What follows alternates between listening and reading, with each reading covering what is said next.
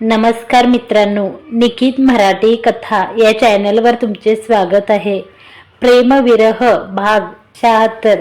मागील भागात मी तर किती आनंदात तयार होऊन आलो आणि तू झोपलीस. पण बाहेर येऊन त्यांनी तिला झोपलेलं पाहिलं तसं तिच्या रजईमध्ये शिरतो. आता पुढे त्याचा मागून आवाज आला तशी अजूनच अंग चोरून घेत ती डोळे मिटून पडून राहत. करूया सुरुवात. तिच्या मानेवर ओठ टेकवून त्यांनी तिला सरळ केलं आणि हळूच तिच्या चेहऱ्यावरची रजई खाली करून तिला विचारत, डोळे मिटूनच हलकासा हुंकार भरत ती, डोळे उघड आणि माझ्याकडे बघ.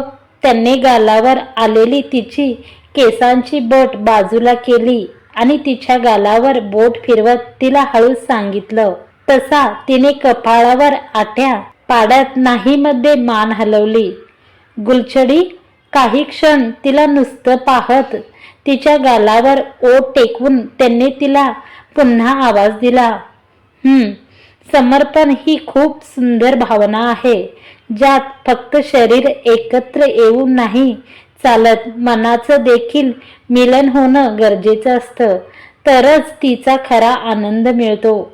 फक्त कुणी सांगितलं म्हणून किंवा सगळे करतात म्हणून, नाईलाजे म्हणून ते करू नये. त्यामध्ये तुझी इच्छा मर्जी शामिल असायला हवी, दुसऱ्यांची मर्जी नाही. तुला न पाहता पण तुझ्या मनातलं वाचता येतं मला. तर तू समोर असताना ते समजणार नाही असं कसं होईल? या पाकळ्यांना पण स्पर्श करण्याआधी तुमची परवानगी आणि मर्जी मागितली होती आम्ही. तिच्या ओठांवर बोट फिरवतो. तर समर्पण सारखी गोष्ट तुमच्या मर्जीशिवाय शक्यच नाही.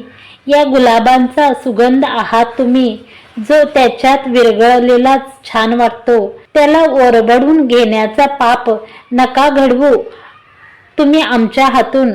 तुम्ही टेन्शनमध्ये असताना आम्ही आनंद साजरा करावा असा विचार तरी कसा केला तुम्ही? हळवार तिला निहाळत तिच्या केसात हात फिरवत बोलून तिच्या बंद डोळ्यांवर त्याने ओठ टेकवले आणि पाणावलेले डोळे उघडून तिने समोर त्याला पाहिलं. त्या क्षणी काही बोलावं असं दोघांनाही वाटत नव्हतं. स्वतःच्या विचारांवर खजील होऊन तिने आवेगाने त्याला मिठी मारली आणि त्याच्या खुशीत मन हलकं करू लागली. केशर, काय झालंय? बराच वेळ रडून मन शांत झालं.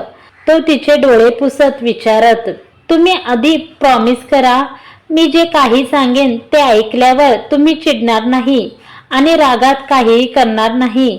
त्याच्या डोळ्यात पाहत ती विचारत, काही नको मग राहू दे, घरी जाऊन बोलूया त्यावर. तिकडे जाऊन वरडा हवं तर मला, पण आपल्यामुळे इथे सगळ्यांचा मूड नको घालवायला. ती त्यापासून दूर होत उठून बसली. नाही चिडणार बाबा, प्रॉमिस.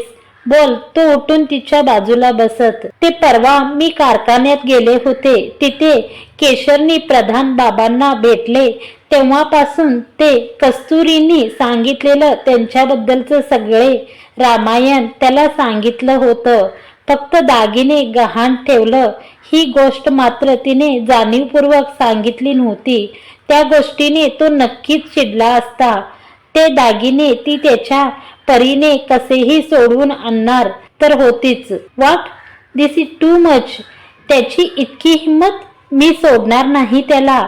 मी आपांना तेव्हा सांगितलं होतं, हा माणूस माफीच्या लायक नाही. त्याला माझ्या पद्धतीने हँडल करू द्या. पण नाही, चूक झाली तेव्हाच त्याला उचलायला पाहिजे होतं. तू थांब, आत्ताच नंदनला सांगतो मी. सगळं ऐकलं तसं समर तावातावाने बोलत बाहेर जायला निघाला. अहो थांबा, अहो मी काय सांगते ऐका तरी आधी. अहो, त्याला मागे खेचून ती, काय सांगते? तेव्हाच फोन का नाही केलास मला? आतापर्यंत उचललं पण असतं त्याला. काही करणार नाहीये तो. पोकळ धमक्या नुसत्या. एकदा समोर येऊन दे माझ्या, अशी भरपाई देतो ना त्याला. आयुष्यात कधी भरपाई मागणार नाही. समोर चिडून आजूबाजूला फेऱ्या मारत, अहो तुम्ही शांत व्हा. तुम्ही रागात काही करणार नाहीये. तुम्ही प्रॉमिस केलंय. अहो त्याच्याच विचारात कसली गणित मांडत तो फेऱ्या मारत होता तशी ती आठवण करून देत. हो हो आहे लक्षात. नाही करत रागात काही. फक्त घरी पोहोचू दे मला, मग बघ. अजून पण रागात तसाच एराजाऱ्या मारत तो. अहो तुम्ही शांत बसा ना जरा इथे. काय करणार आहात तुम्ही? देवा मला टेन्शन येतं हो. बाबांना नाही आवडणार तुम्ही पैसे दिलेले. तुम्ही ऐका ना. त्याच्या मागे मागे फिरत ती. पैसे? मायफूट. त्याला तर एक कवडी पण देणार नाही मी. आणि तुम्ही पण द्यायची नाही. काय करायचं ते करू दे. नाही घरदार विकून त्याला शहर सोडायला लावलं ना तर बघच तू. नुकसान भरपाई पाहिजे का त्याला? अहो तुम्ही शांत व्हा ना. काय शांत व्हा? इतकं सगळं ऐकून पण शांत राहायला सांगते मला? सगळ्यात मोठे गुन्हेगार तर तूच आहेस ते. इतकं शांतपणे कसं बोलते तू? तुला राग नाही येत त्यांचा? येतोय, खूप राग येतोय त्यांचा. 2 दिवस बाबांना पाहिलंय मी. कोणत्या टेन्शन मध्ये होते ते. पाहवत नव्हतं त्यांच्याकडे. कारखान्यात तर हात जोडून त्यांच्याशी बोलत होते. या वयात पार्ट टाइम जॉब करतायत. ते पण कशासाठी? तर नालायक लोकांसाठी. खूप इच्छा होते त्यांना शिक्षा करायची, पण फक्त तुमच्यासाठी शांत आहे मी. माझ्यामुळे पुन्हा आप्पा आणि तुम्हाला काही ऐकायला लागू नये म्हणून शांत आहे मी. तुमचे इलेक्शन जवळ आलेत. खरंच ही गोष्ट मीडियापर्यंत गेली तर त्यांना तर आयती संधी मिळेल. तुमचे हितशत्रू काही कमी आहेत का ज्यात आता याची भर? म्हणून शांत आहे मी. केशर शांत हो. इथे ये बस. पाणी घे थोडं. रिलॅक्स. काही नाही होणार मला. अहो पण लेट्स मी फिनिश. हे बघ आधी तू हे डोक्यातून काढून टाक. माझ्यामुळे काहीही होणार नाहीये. माझ्यामुळे काहीही कॉम्प्रोमाइज करायची गरज नाहीये. तुला माझ्यामुळे तू कमजोर पडलेले मला नाही आवडणार. मला ताकद बनून तुझ्या पाठीशी उभं राहायचं, कमजोरी म्हणून नाही. कधी तुला शिक्षा करायची आहे ना त्यांना कर. तुला जी शिक्षा करायची ती कर. तुझे गुन्हेगार आहेत ते. मी आहे तुझ्या पाठीशी. बाकी कशाचा विचार करू नको. मीडिया कायद्यांच्या चौकटीत राहून तुला जे योग्य वाटेल ते कर. माझी इमेज, आप्पा, पोलीस हे सगळं मी हँडल करतो. तिचा हात हातात घेऊन तिला धीर देतो. अहो तुम्ही नेहमीच. शू बस आता. रडणं थांबव. माहितीये मला सगळं. मी खूप चांगला आहे. समजून घेतो नेहमीच. अरे मी रडू नको म्हणतोय तर आणखीनच रडते तू. केशव तू रडून त्यांना मोठं करावं इतकी लायकी नाहीये त्यांची. त्यामुळे नको रडू त्या गोष्टींसाठी. त्या दिवशी तू साजूला सांगितलं होतं ना, face and fight the situation, then let's fight together. I am always with you. Thank you. नाही रडणार आता. ग्रेट. उद्या सगळ्यांसोबत छान एन्जॉय करू. आज केलं तसंच. ओके. नो टेन्शन, नो वरी. हो आता कसला टेन्शन नाही. तुम्हाला सांगितलं ना आता. शांत वाटतंय ना? मग चल आम्हाला पण शांत कर जरा. तू नाही तर 2 दिवस शांत झोप पण नाही आली. त्यात तुला भेटायचं म्हणून पहाटेची फ्लाईट पकडून आलोय मी. किती थकलोय मी बघ जरा. कसे अर्धे झालेत तुझे गुलाबराव. काय जादू केलीये काही कळत पण नाही.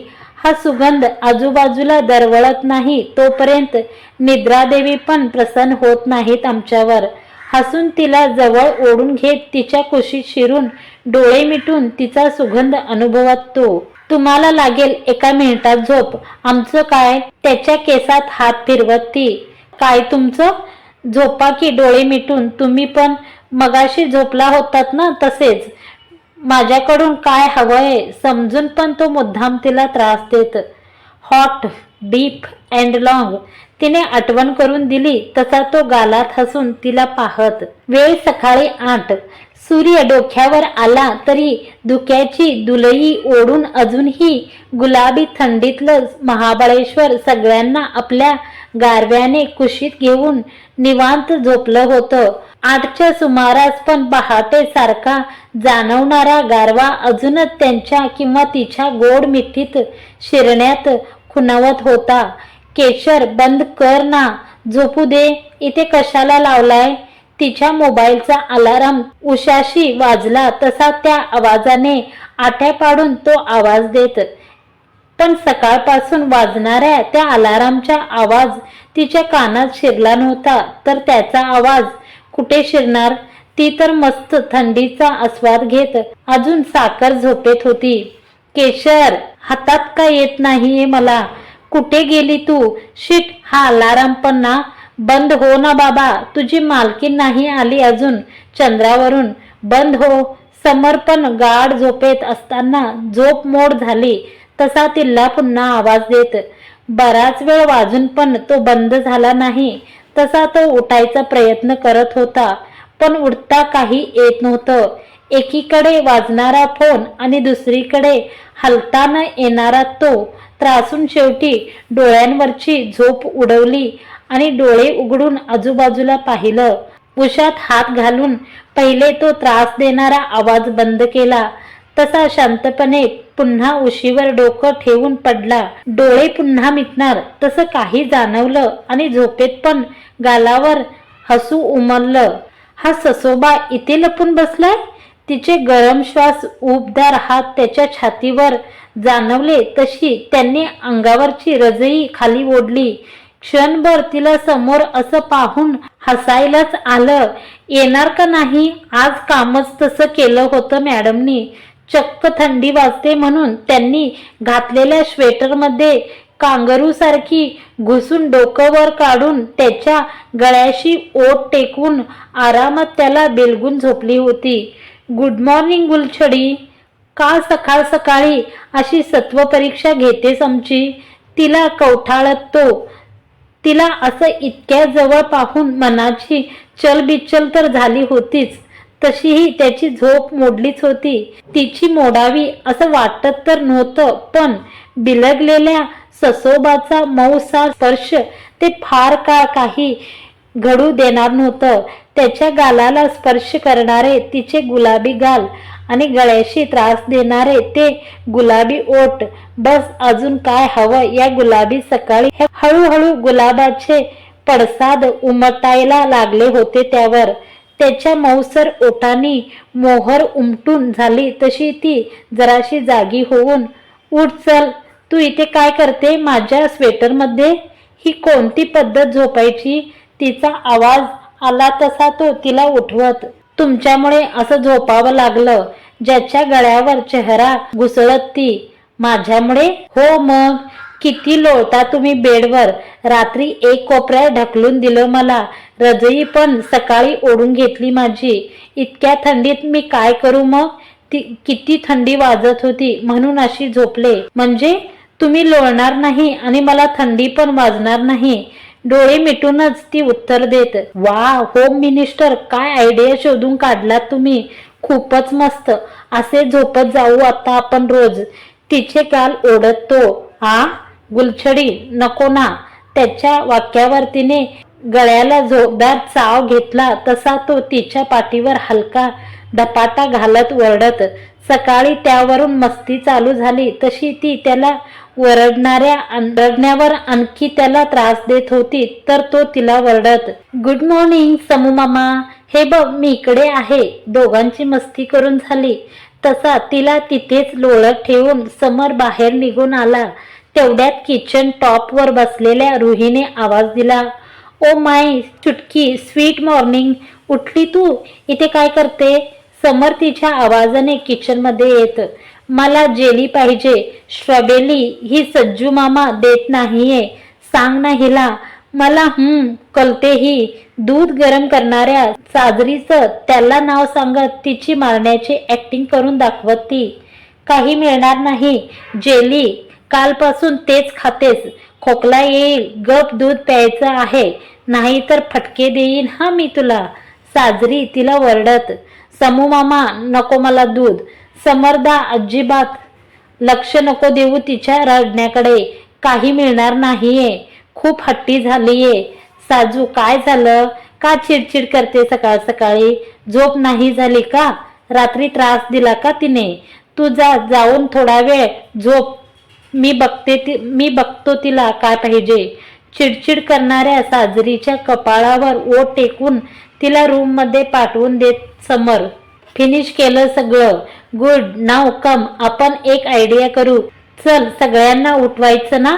साजरी गेली तसे दोघांनी मज्जा मस्ती करत तिच्यासाठी स्ट्रॉबेरी ज्यूस केलं आणि सगळं संपवून झालं तसं तिला तो बाहेर सगळे टेंट लावून झोपले होते तिथं घेऊन आला. 1 2 3 वाज जोरात, सगळे उठले पाहिजे. समरने तिच्या गळ्यात शिट्टी अडकवून दिली आणि वाजवायला सांगत आपल्या हातातला बास्केटबॉल जमिनीवर आपटत खेळत राहिला. स्वीटी, स्टॉप, झोपू दे ना. दिदू, बंद कर ना अलाराम, झोपू दे. सायले, अलाराम बंद कर ना तुझा, किती वेळ झोपतायत. चांदनी, झोपू दे ना, अलाराम बंद कर ना यार. शिट्टीचा जोर जोरात आवाज यायला लागला तसे सगळे आवाजाने इरिटेट होऊन बडबडत. नंदन तर आवाजाने लगेच उठून बाहेर आला होता, पण सोबत झोपलेला सत्या मात्र झोपेत बडबडत होता. नाहीतर त्याच्या चांदणीच्या स्वप्नात अडकला होता. तर कस्तुरी आणि बाकीचे सगळे आपापल्या घरच्या अलाराम समजून वैतागले होते. प्रिन्सेस, तू यार एवढ्या सकाळ सकाळी का उठली तू? झोपायचं ना मस्त. शिट्टी कशाला वाजवते? लीडर तू पण, म्हणाले आवाजाने वैतागून बाहेर आली तशी समोर शिट्टी वाजवता उभी असलेल्या रुही दिसली आणि तिच्या पाठी बॉल खेळत असलेला समर. तिच्या आवाजाने म्हणाली पाठोपाठ सगळेच एक एक करून उठून बाहेर आले. कम ऑन, गेट अप, झोपायला आलेत का इथे सगळे? गेट रेडी, विथिन 10 मिनिट एक एक मॅच खेळू. समर बॉल अनईच्या अंगावर फेकत. Wow, basketball. जिजू, मी खेळू तुमच्यासोबत? कस्तुरी अनईच्या अंगावर आलेला बॉल पाहून. ओ ऑफकोर्स, सगळ्यांनी खेळायचं, चला लवकर, उशीर होईल. समर सगळ्यांना आवाज देत. समर, मुझे ज्यादा नहीं आता खेलना, तुम सिखाओगे ना प्लीज, मेरा भी मन है खेलने का. चंचल त्याच्या बाजूला येऊन लाडात विचारत. डोंट वरी चंचल, मैं हूं ना, मैं सिखा देती हूँ. तिच्या गळ्यात हात टाकून म्हणाली तिला आत घेऊन जात. याचं काय करायचं? तुझा भाऊ बघ, सगळ्यांना रात्री त्रास देऊन स्वतः मस्त झोपलाय ढाराडूर. अनय अजून पण टेंट मध्ये पसरलेला सत्याला दाखवत. तुम्ही या आवरून, मी बघतो त्याला. सत्या उठ, सत्या उठ. समरने आवाज देत बॉल त्याच्या पाठीत फेकून मारला.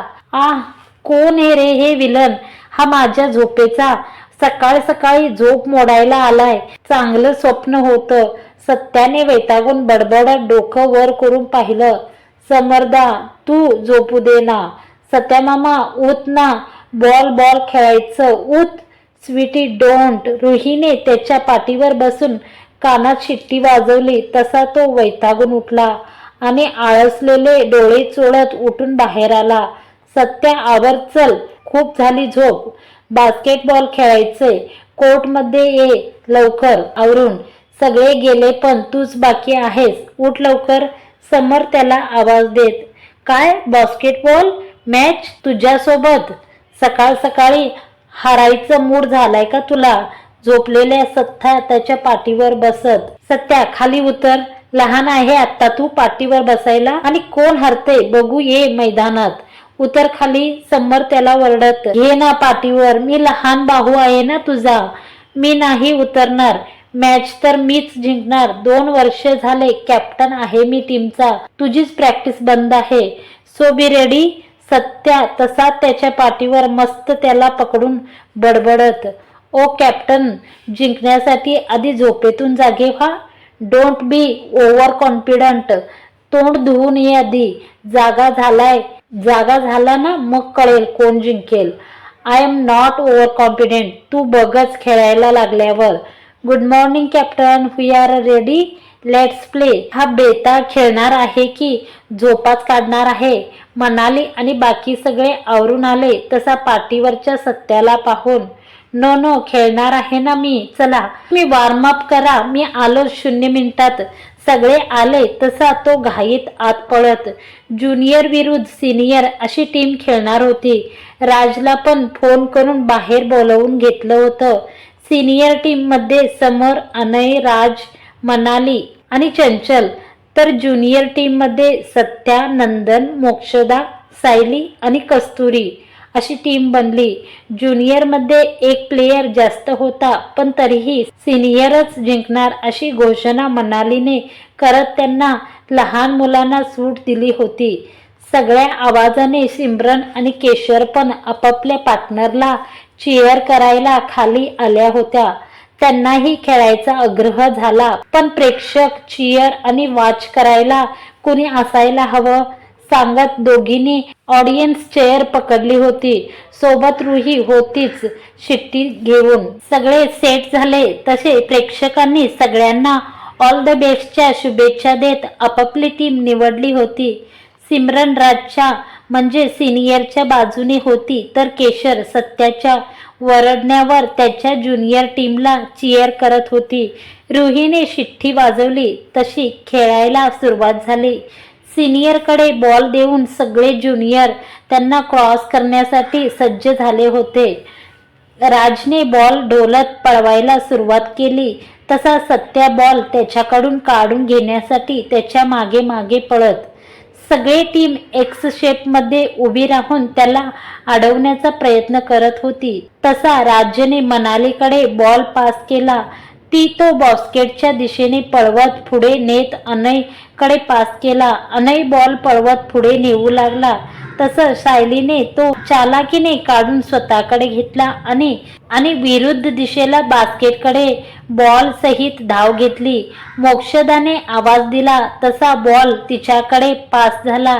ती घाईत बॉल बास्केटच्या दिशेने पळवत पुढे नेऊ लागली. तसा खेळता खेळता अचानक तिच्या हाताखालून समरने बॉल सरकन काढून घेतला. तसं सिनियर उत्साहात आली तर ज्युनियरने हलका उसासा सोडला. पुन्हा एकदा पॉइंटची संधी सिनियरकडे आली होती. सत्याने बॉलचा पाठलाग करत आपल्याकडे घ्यायचा प्रयत्न केला, पण मोठी जंप घेऊन बॉल समरने थ्रो केला, जो थेट बास्केटमधून खाली आला आणि 1 पॉइंट आपल्या खात्यात जमा करत सिनियरने खातं ओपन केलं. तसा टाळ्यांचा आणि आवाजाचा जल्लोष झाला.